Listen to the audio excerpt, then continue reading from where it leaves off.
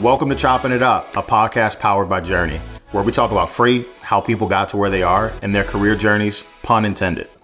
All right, let's chop it up.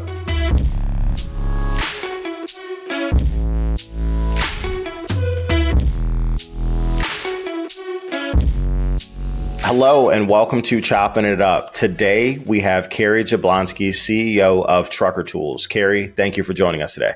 Thanks for having me, Will. I'm happy to be here. Absolutely. I had the pleasure of meeting you at a Freight Caviar event last September, which is crazy. It's almost been a year now, but I've learned a ton from you over the last year, and it's been great to see you continue to succeed at Trucker Tools. Thank you. Yeah, that was such a fun event. I think it was Freight Caviar and Reed with Lost Freight. Just kind of a casual get together, but I feel like there were so many people who have now become important players in my Chicago freight life who I met there. So it's fun to reminisce on that. You know, we like to say that Chicago is the epicenter of freight. So, there are a lot of good people there. It was good. Take that, Chattanooga. Yeah, that's how we feel. 100%. So you have a really interesting fun fact, which is what we will start with today. So please tell me more about this. I am both intrigued and terrified. My fun fact is that I, in another life, was a certified archery instructor. How does one become a certified archery instructor? You have to take a course. So I grew up, I was a big camper. I went to summer camp in New England for a long time. And a couple of summers during college, I was a counselor, and I eventually rose to be the head of the archery department or archery activity. So as part of that, I got my official certification in teaching archery. It's basically like a week-long course. I'm sure there are different versions of it, but I did a week-long intensive at another camp in Maine. Learned all of the things on it. This is the target sport of archery, not the bow hunting version of archery. So we're talking like what you see in the Olympics, but like way less accurate than that. I mean, listen, if things get real, you just pull out the skills, you're ready to rock. Exactly. Yeah, it was awesome. I think archery is a really, I've been getting really into golf, and I've really enjoyed how it forces me to really slow down and try to control my emotions. And I think archery is very similar in that you have to control your breathing. You have to remain very calm. You can't let what just happened impact the next shot. So it's a really cool physical and mental sport. I love that. Well, really, really cool, really random, kind of scary, but that's awesome. So let's dig in here. I would love to hear the background story for you growing up, young age type stuff, and then we'll get all the way up to you being an absolute boss now as CEO of Trucker Tools. Yeah. So I grew up in Boston, or right outside Boston, 15 minutes or so from the center of downtown, and grew up with two brothers. I'm a middle child. I take a lot of pride in that. I feel like it kind of shaped who I am. Yeah. You know how it goes. But I grew up with two brothers who definitely did not go easy on me at all. But I'm still very close with both of them to this day. They're both quite different than I am, but we get together and we have a great time. I was really into sports as a kid, archery, obviously. Played a lot of basketball. I still have very intense memories of CYO basketball games and, championships that we did not win. And in high school, my big sport was softball. So it was a pretty serious softball player. Decided to not play in college. Just wanted to go kind of have a standard college experience. So I respect the heck out of college athletes like yourself. I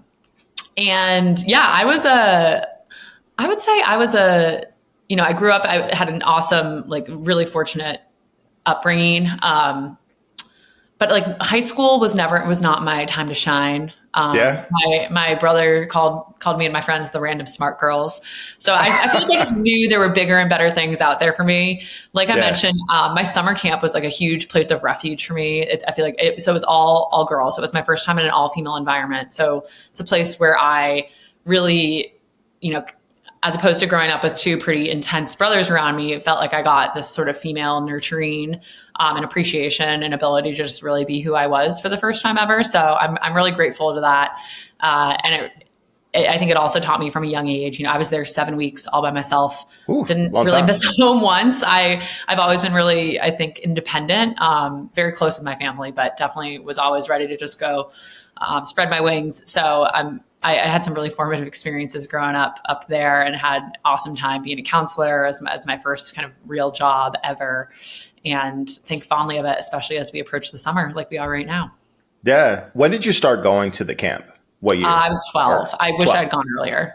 Got it. That's super cool. So what I noticed a lot of times when we have these conversations, they're super insightful. People typically have either, could be education, could be athletics, could be arts. Like there's something that they're drawn to at a young age that kind of shapes who they end up becoming. Was it the camp thing for you that you feel shaped a little bit of who you are? Without a doubt. When I'm leading meetings today at Trucker Tools, I will sometimes be like, this is camp counselor Kary that's come out. Wow.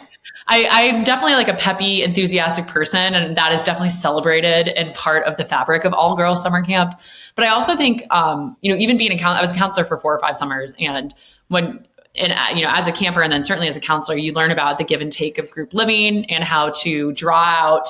You've always got some dominant personalities in a group, and I think I can definitely tend to be a dominant personality, and how it's important to be aware of that and to figure out how to draw in others who might not be as forthcoming from the start, and how to understand kind of what support looks like different to every individual. So I think there's a ton that I learned at camp that apply very directly to being a manager of a company today. Huge skill, being able to manage people in groups, all different types of personalities. There's a lot of insight, but sometimes that insight comes from people that might be a little standoffish in group settings, and you don't want to miss the opportunity to have them contribute to the conversation. So it's interesting to see, I guess age 12 through college, you were doing stuff like that in a group setting. Yeah. Business is all people skills, and sales is all people skills, or at least from my perspective. So I'm really grateful that I was thrown into the deep end like that on my own from a young age to try to figure out, okay, this is me. I'm in this new world. Who is Kary, and how does she relate to other people? Beautiful. Anything from an educational perspective that shaped the next step for you in college? Like, was there a particular major you wanted to pursue or anything like that?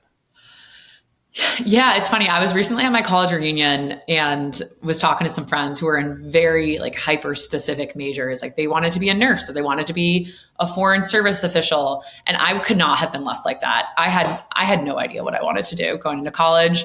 And so no, I wish I had a more interesting answer, but no, I was like, I'm going to go to college. I'm going to take a lot of classes and I'm going to figure it out. Yeah. Where did you go to school? I went to Georgetown. Nice. It's a good school. It is a great school. Yeah. I knew I wanted to get out of New England and see a little bit more of the world. I thought DC seemed like a really fun place to go to college.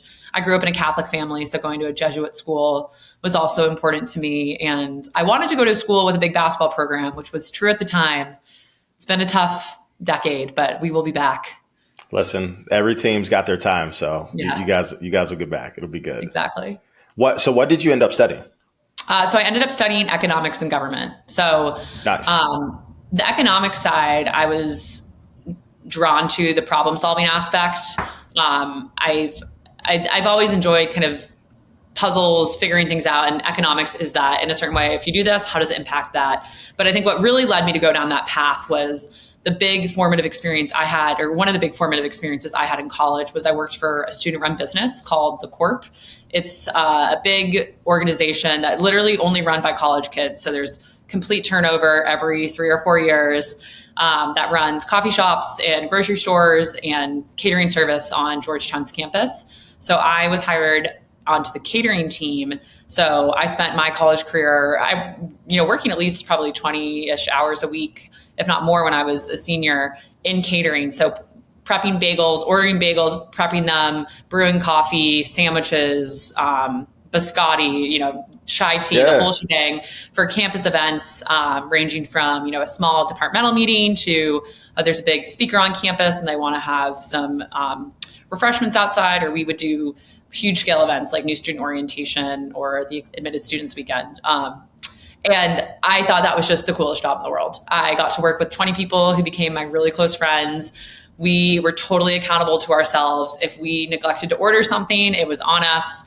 we had to figure out, okay, like Jane, you got to go Safeway right now and go buy 20 sandwiches because we have an order delivering in an hour. Kind of sounds like freight, actually. Like, oh yeah, stuff was always going wrong, and we had to figure it out. And I love that adrenaline rush, and I loved getting to be part of building something that didn't really have a playbook in front of us. It was really just, let's get in a room, let's build a culture and a team that we want and hire some awesome people to continue growing it. So I as I got into the corp and I got really excited about that, I knew business was something I was being drawn to. So I thought, okay, economics, that's a great major to give me a foundation there. And then I added on the government major because I was in DC. Georgetown had a phenomenal government department, or has a phenomenal government department. I took some awesome classes, and they were just intellectually like really, really exciting, interesting experiences. That's super cool. One thing you mentioned there that I think lends itself to the success that you've had and what you're doing today at Trucker Tools is a bit of the chaos involved in organization. If you're going to execute, doesn't matter the industry, right? So catering, you've got expectations, stuff that you're supposed to do. It's not going to work out perfectly. It never does. Certain people thrive in that chaos. Certain people flounder. I know myself, I need that little pressure. I love it because I know I'm going to be able to execute. It sounds like you found that out at a young age, like, hey, this is kind of exciting. I like having that pressure to be able to go execute. Yeah, which is funny to hear reflected back to me because I appreciate it. I do think you're right. But especially growing up, I was a very, very tense, I need to have control over everything. I remember my 5th grade teacher, literally I was 11, gave me this was kind of a weird gift to get from a teacher, but he gave me a pillow that was lavender scented. I don't know if it's for your sock drawer or something, that said breathe on it. Wow. To try to get me to relax because I was just so hard charging. What's the plan? Let's get it done. I'm going to win this contest. I'm going to win that contest. I'm going to be the best at that. So I actually think I've I don't know, people who know me now might dispute it, but I actually think I've chilled out a lot over time. And I think college was when I kind of started to appreciate things could be a mess, and that's actually kind of fun, and we're going to figure it out. And the worst thing that happens is that we screw this up and we're going to have to get up tomorrow and do a better job. Totally. I think you probably see this now, the ability to master what's within your control and not get stressed out about the other things that you really cannot impact. Absolute game changer for any type of career success, because you got to do your part, but there's stuff that's going to go wacky. And I'm sorry, there's just nothing you can do about it. You cannot let that stress you out. Completely agree. So college, did your thing, learned a lot, maybe got you thinking about the whole business game. So what happens next? Yeah. So, junior year, so Georgetown's a very intense place to go to school. And a lot of kids come in with very clear, and I'm sure it's only 10x since I was in school, but kids come in I'm getting these internships, I'm doing this thing, this is what I'm going to spend my summers doing. So junior rolls around, I'm okay, I should probably get an internship because all of my friends are doing that. And I was actually just thinking about this morning. I fell flat on my face. I did not get an internship the summer after my junior year.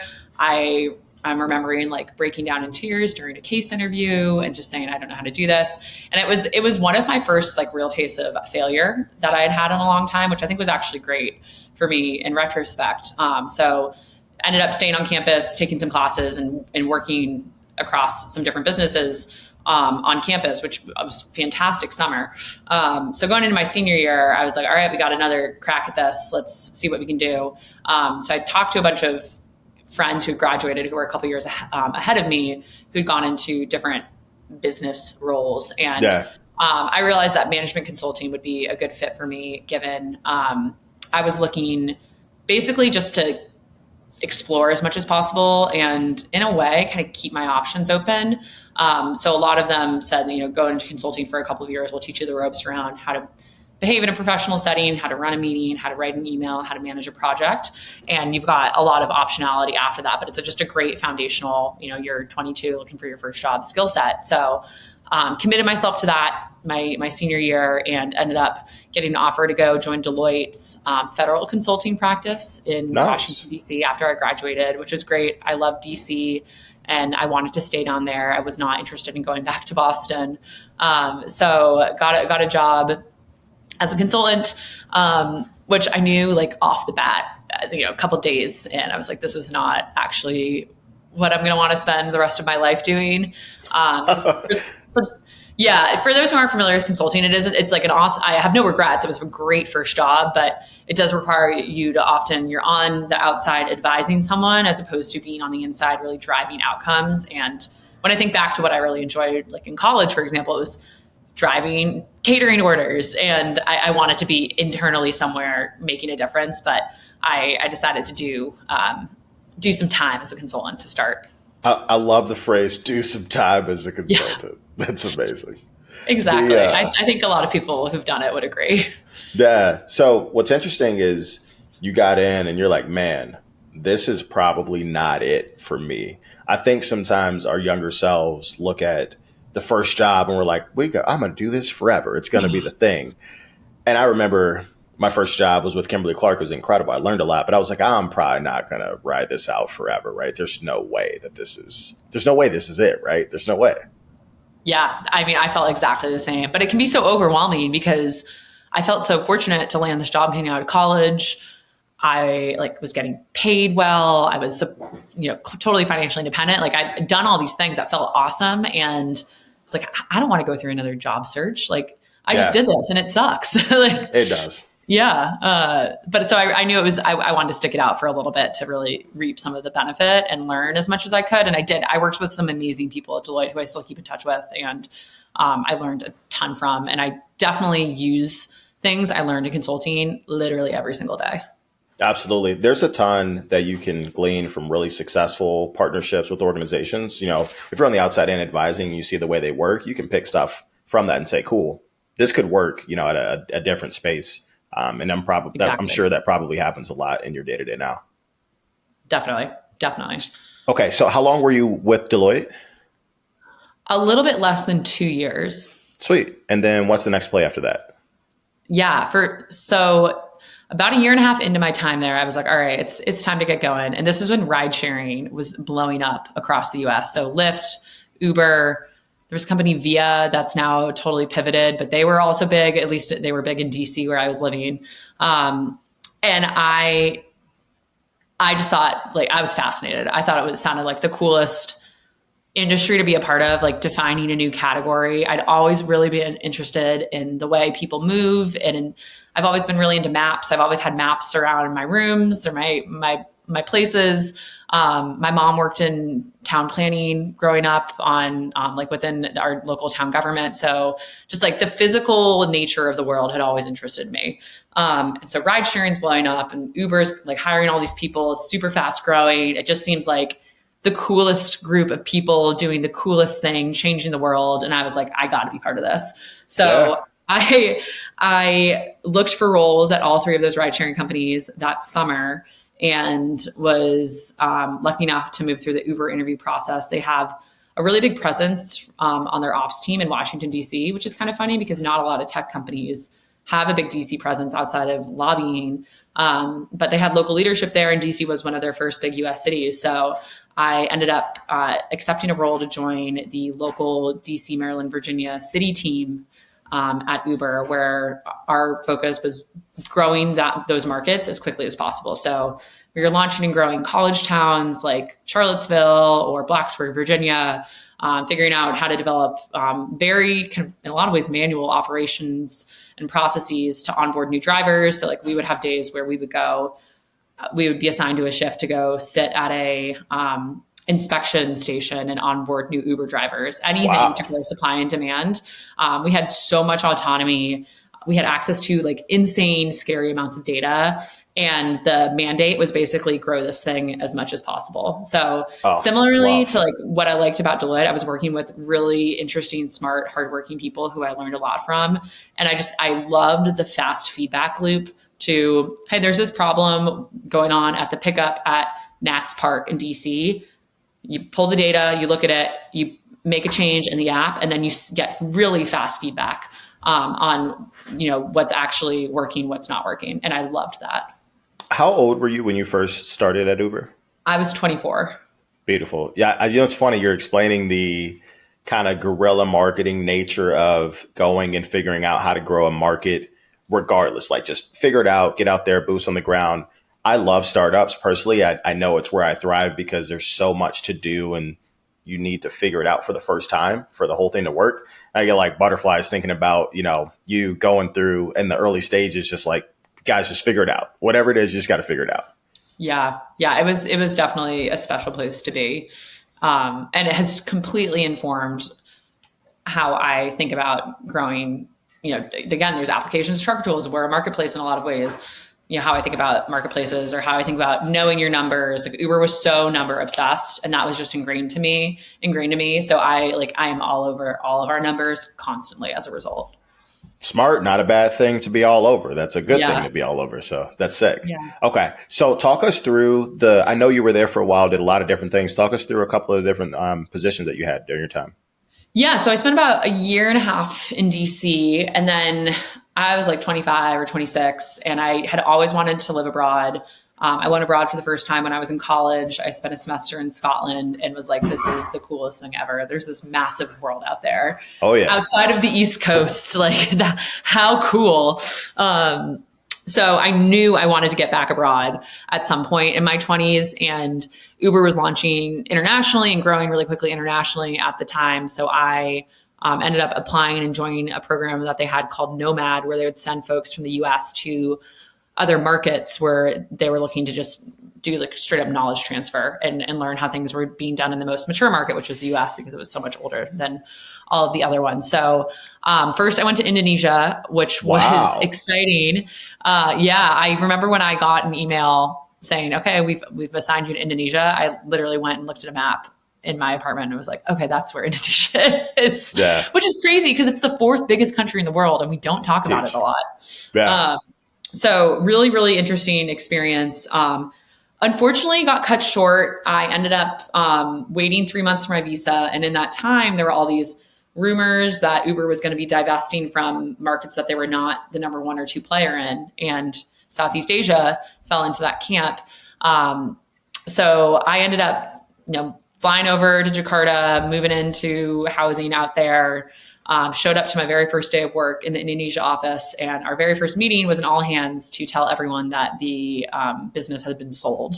So, I was just on the top floor of this massive office tower in Jakarta with like 100 Indonesian people who all were so nice, but were like, "Who are you? This is chaos. We don't know what's happening to us." And I was like, yeah, I don't know either. I just came here. I'm new here too. I don't know what's going on. Yeah. So it ended up at the time I was like, this is literally the end of the world. Like I will never recover from this, which of course is so dramatic. And with the benefit of time, you realize this was actually such a great formative moment in my life and learning to just roll with the punch and understand uncertainty. And I, can't control international corporate M&A, obviously. Like I am powerless over that. Yes. So ended up being I was able to spend some time in Indonesia and then finagle myself a role, another international role in Mexico. So I worked in Mexico City for about a year and a half on a couple of different teams, but spent most of my time on Uber Eats strategy and planning. So figuring out how we were going to launch a bunch of different markets and think about a portfolio strategy for Latin America when we were operating in 16 different countries, all of which had different regulations, different unit economics, different levels of demand. So it was a really, really cool experience. I loved working in LATAM, the nicest, most fun, welcoming group of people ever in that office. Yeah. And was just really living abroad was an awesome experience that I highly encourage anyone who has the opportunity to experience, take it. It sounds, I need to think about how to better articulate this, but at that point, I considered I went to this internationally focused college. I'd study abroad. I understand, I have a global perspective on things, and it really put me in my place, realizing I have no idea how the heck any other part of the world actually operates. And it was a good humbling experience to be dropped in a city where my Spanish is decent and it got a lot better when I was there, but learning systems, understanding cultural nuance, working with people from totally different backgrounds. The world is just such a massive place. And I don't think that can be appreciated enough. No, it can't. It's amazing what you can learn by traveling, and especially working. You were doing some heavy lifting to make there's legislation involved with making these things work, right? Different than just like working in a market.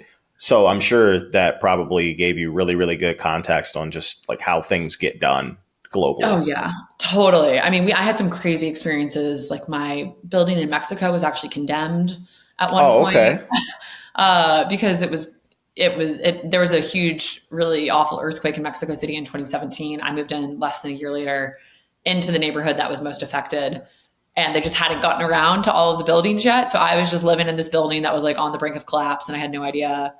Um, and I had, coworkers who were locals over one night, and they were like, "You need to get out of here, like right now." Um, Another That's time, crazy. yeah, I had really bad luck moving around Mexico. Another time, I accidentally moved in next to a nightclub that was after hours, so it didn't open until 1 a.m. and it went until like 7 or 8 a.m. And I remember the first night I was there, I wake up and there's like, okay, like it's my walls are shaking. I remember going talking to the doorman of the building that was pretty small in Spanish, being like, "Hey, why is it so loud?" And he just started laughing at me, like, "You don't realize what's next door." I was like, "Nope, I just signed a lease in Spanish. I had no idea." I don't know. But I was able to get out of that one. So yeah, there's always just like something was going down, and you got to figure out how to just like roll with the punch. And I think all of these experiences definitely have helped contribute to me feeling like, you know what? And I'm sure I'm only going to feel like this more and more as my life goes on and I have more experiences, but I can get through challenges. I've experienced a setback before. I'm going to figure it out. I agree. It's not always the easiest to take it in the moment, but looking back, the experiences that are normally the most challenging or the least comfortable in the time end up preparing you for stuff that you're not even sure you're going to have to go through. And then you're like, okay, that makes sense. Totally. Well, I'm glad that building did not collapse, and I'm glad you got out of your crazy lease next to the club. That's nuts. Me too. I think I lived in like 7 different apartments over 18 months in Mexico. It was a mess. So crazy. Okay, so how long were you with the Uber team, Uber Eats in Mexico City? About a year and a half, a little over that. Yeah. Cool.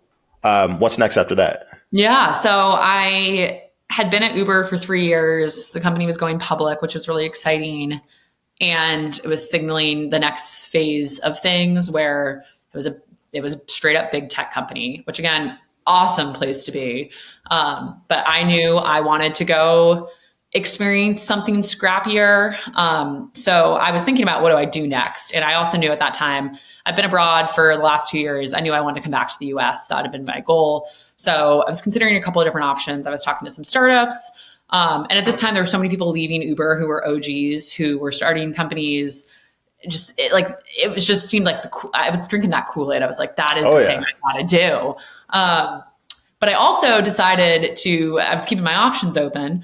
I also applied. I had some friends applying to business school at the time and had some mentors who'd gone to business school who'd said, like, this could be a really great option for you and get your MBA. So I was kind of parallel pathing on both of those, just keep doing the next step to figure out what could be the next step. And ended up, I got a great opportunity at Northwestern to get my MBA. Let's go. Yeah. Awesome. So I'd always been interested in living in Chicago too. I always just felt some sort of pull to the city for some reason. It does that to people. It's a great city. Obvious reasons. It's an amazing place to live. And I could not believe that more, having been here for over 5 years now. But I ended up deciding to go. I didn't find like a startup that I was like, this is the thing. I'm so psyched about it. So I had this great opportunity to get my MBA. So I decided to ship on up to Evanston, where I spent the next 2 years. Nice. What'd you get your MBA? Well, what was the focus of your MBA? I focused on entrepreneurship and on managing organizations. So actually, like pretty good. Set me up pretty well. Yeah, it kind of makes a lot of sense for what you're doing now. Yeah. That's awesome. And what happened after you graduated? What was next? Yeah. So during business school, I was there. I was a COVID baby. So good times. So the world was changing very quickly while I was in school, which is wild. Like my first year in business school, when I was applying for internships and whatnot, it was all right, hop on a plane on Thursday night, interview in person on Friday, fly back out Friday afternoon. And no one does that anymore. Like no one interviews in person is what it feels like. It's crazy how it's changed so quickly. Although I'm still such a firm believer in the power of in-person time, which I think you and I Same. totally agree with. We Yeah. love the flexibility, but love the in-person interaction as well. So I ended up meeting. I was looking again. I was looking to do something entrepreneurial. I wanted to do something I was looking at a bunch of Series A, Series B startups where I could work as an operator, and then ended up meeting a slightly different version or flavor of entrepreneurship, an investment firm that was buying businesses and then putting in operators to actually go run them. So certainly a different flavor where they're slightly later stage businesses, but still like founder led, still kind of getting there, just a found product market fit, needed someone to come in and help scale them. So I ended up joining the program that this company, Alpine Investors, runs. They're based out in San Francisco, but they've got businesses all over the country. And I was really excited by the program and joined and agreed to be an operator within one of their software businesses. I knew I wanted to stay in the tech world as well. So I graduated. I actually didn't know what I was going to be doing or where I was going to be living when I graduated. So I sublet in Chicago for a little bit while I figured that out. But they just bought this company, Trucker Tools, at that time, and I knew it was something I was really interested in. I was like, logistics. I was in a different flavor of logistics at Uber, but Uber Freight was really interesting to me. I had a ton of colleagues who had gone to start businesses in freight from Uber who are littered all over this space now, littered in a positive way. Yeah. And I ended up getting an opportunity to go in there and run the business. So started out as our COO for the first 6 months while I got under the hood and figured out, what are we great at? What do we need to work on? Where do we fit in this market?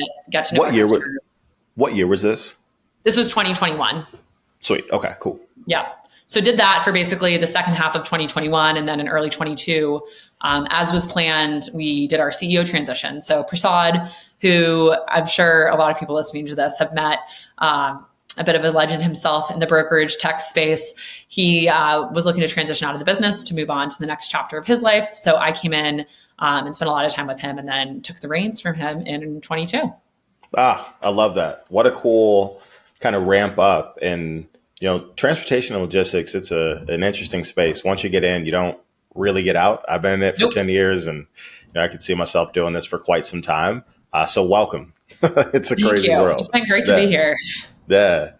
So one of the topics that you mentioned wanting to talk about is leadership. And I think that you've done a lot of different things in leadership even up until the point now where you're leading as the CEO of Trucker Tools.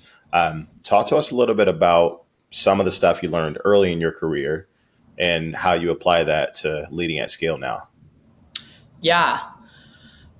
So when I think about the great mentors and managers I worked for early in their career, I really think about how they made me feel. I know they taught me a lot, and I do think there's so much I can talk to tactically that I learned, but more than anything, they made me feel seen, empowered, fully autonomous, like I was the master of my destiny. I wasn't ever, I wasn't micromanaged. I was pushed and challenged. I respond really well to that, and to people who want to light a fire and push me to be better. So I spent some time when I was getting into the business thinking about how do I want my new team to feel when they're talking to me and how can I make that happen? So what that meant was early on, I just started by listening a ton. I met with every single person at the business and spent at least half an hour with them just saying tell me about who you are and where you're from, what, work and outside of work. What are your goals? What do you care about? What do you want to do? How can I help you get there? To try to start to build just that human relationship. And from a business perspective, to build that buy-in and trust, because ultimately, if you don't have if you don't have trust and relationship with your leadership team, nothing's going to get done. It's going to be a disaster. So yeah, I thought in the early days when I was quite frankly in way over my head, I was just all I know is I just need to show up and make people feel seen and valued, because I'm now at a point where I'm not going to be able to be doing everything myself. I'm going to be able to contribute. And that was a big thing I did as well. I was just I'll build the dashboard. I'll do the renewal. I'll do this. I will help and jump in anywhere to continue to build that trust. But more than anything, I just need to start to get the buy-in of this team that I am someone who is here, not just to lead the business, but to help be a leader for them and into the next phase of their careers. I love that, because leadership is so much more than the business stuff. And the best leaders I've ever worked with are incredible at the business. That's like table stakes to be able to kind of have a seat. But their ability to connect with people and then let those people know that they care and really have that be the base of the relationship. When that's the case, there's such an opportunity to get so much more from the team because they know that you're actually bought in for them. It's I don't know. I think it's a often neglected piece of leadership, unfortunately. Yeah. And I think another thing that I saw in my early leaders that I really respected, or my early career leaders that I respected, that I wanted to emulate early on in my time at Trucker Tools, was that there was no task that was beneath me, and I wasn't there just to bark orders. I was turned on the TV the other night, and one of the episodes of The Last Dance was on ESPN, and it was the scene where Michael Jordan was saying that, his teammates, no one considered him a nice guy. And he was kind of defending, saying, that's fine. I wasn't here to be seen as a nice guy. But what my teammates will say is that I never, ever once asked them to do something that I wouldn't do myself. And that is definitely like a principle I try to live by. There's certainly things I can't do. Like, I can't be a fantastic back-end engineer. It's just not in my skill set. But I will sit there with you and problem solve through it to the extent that I can. I will do those things. And I think that also was just a big early trust building exercise that I went through with the team to show that, like, I will be here and I will outwork anyone. And that's how I want everyone to be motivated by that. You gain a lot of respect that way. And I know that's how it played out for you, which is huge. So that's super cool. Thank you. So let's talk about the transition from working as a consultant, then working inside of a large tech company, to then now being the CEO of a tech company. What was the hardest part transitioning to being numero uno? You're the leader of the whole troop. Yeah, the whole enchilada.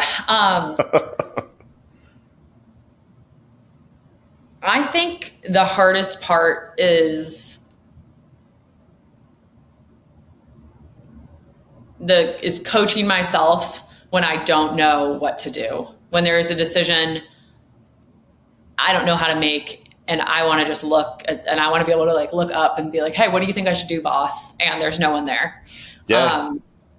Then those are the moments where I start to feel like bits of imposter syndrome kick in, being like, oh, why are you here? Like, who certified you for this? And I think those are definitely the hardest moments that happen. I mean, certainly early on, I had way more of them, and I don't think I was as decisive as I could have been at points when I had an inkling, like, oh, I don't think that actually makes sense anymore, or I'm noticing this, and that's not something we're actually executing on. But I was like, I'm just going to sit back. And I think sitting back is good for a while, but there were moments early on where I think I could have grabbed the reins more. And I'll still have those moments every now and then where I feel really proud of how much I've learned about our industry and this business. And I know things inside and out. And like, rightfully so, there are still plenty of things where I'm like, I truly have no idea what the right call here is. And I have an amazing team, and I really come to lean on them to help me through those moments. But like, I think the loneliest, hardest part about being a CEO is sometimes like you have to make the call yourself. It can't be leadership by committee. You got to make a call. And remembering and coaching myself up and like getting that self-talk internally going of, I guess no one can ever know the right decision here. You're going to make the best decision you have with the data you have, and that's good enough. And then you move on to the next day is hard sometimes. It is challenging. I think about that myself now, and some of the people that I have in my circle that are also CEOs and founders that have built businesses. And I probably put too much weight on myself without going to ask, even, hey, let me get 10 minutes. We'll just shoot the shit a little bit. That goes a long way, because there's only so many people like yourself that understand what's going on. And you can't just, pick up the phone and call anyone to work through some of those challenges. At least for me, like, that's where my network supports the most. Where I'm like, dude, like, I got to figure this thing out. I'm not really sure how to attack it. There's a lot of really, really smart leaders that have helped me kind of work through that. Yeah, I have an executive coach who has been incredible. I've worked with her since my first day at the business, and she has really helped hold up a mirror and help me in those moments of self-doubt I've had, like, no, you've made a lot, you've made better calls than you haven't, or the right call more than you've made the wrong call. Like, you need to trust yourself. I'll talk this through with you and help you just reflect back everything you're hearing, ask the right coaching questions, and then you're off to the races. I love that. I love that a lot. It's really cool also to have someone that you can kind of work through that stuff with, that you've been with for a while, which is sweet. Yeah. Yeah. So talk to me about something that you would tell a younger version of yourself that you think would be valuable as she worked through her career progression.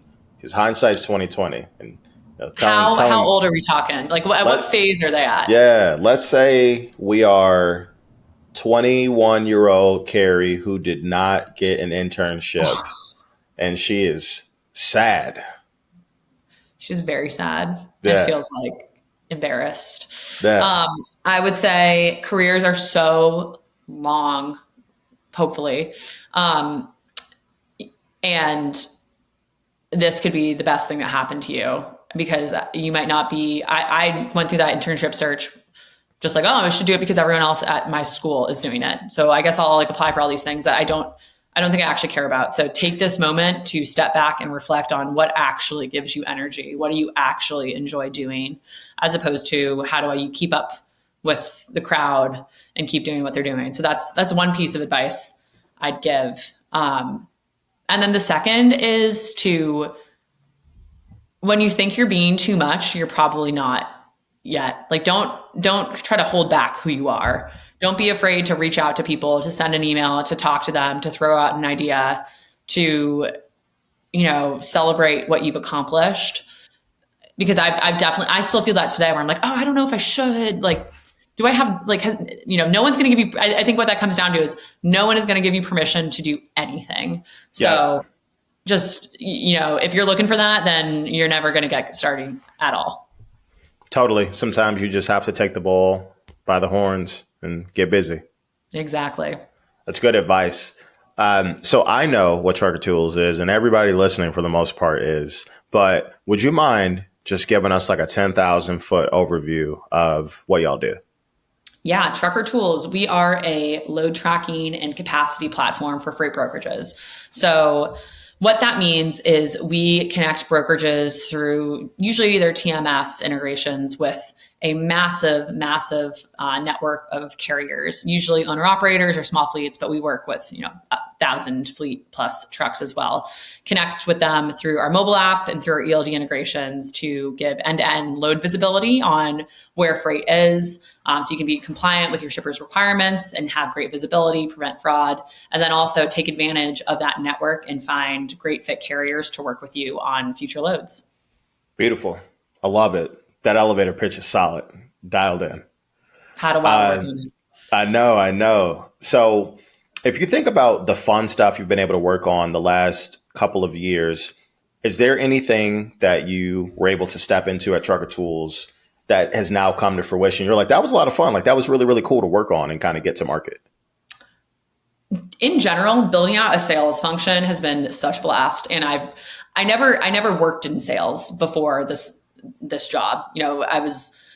I never thought I worked in sales, if you will. And it has been such a blast to build that out and to build it out in partnership with our current sales team.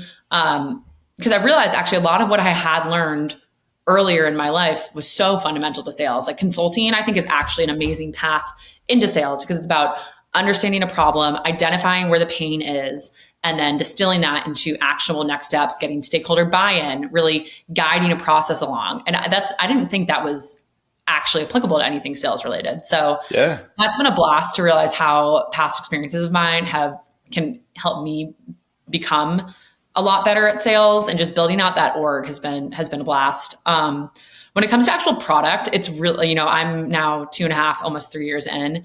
It's really cool to look at some of the fresh new product we have coming out. Like our mobile app, we have not updated in, I want to say, like a decade. It's been, you said it's been a little bit, a couple of years. It's just not the prettiest. I'll be the first to admit that. So we've got a fresh mobile app coming out this summer that is going to look so much cleaner, so much more intuitive, so much easier for carriers to track loads, to connect their ELDs, to find freight, to find truck stops, to use all those lifestyle tools that they really started loving Trucker Tools for back in 2009, 2010 when the app launched. We're giving it a complete makeover, and we're already in beta with a couple hundred really close carrier relationships of ours, and we're getting awesome feedback. So doing something like that, and when we finish that out, being able to say, like, whoa, this is a complete transformation of something that was here 2 years ago is going to be extremely satisfying.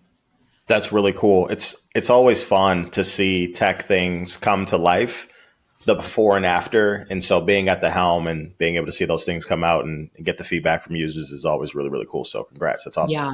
Thank you.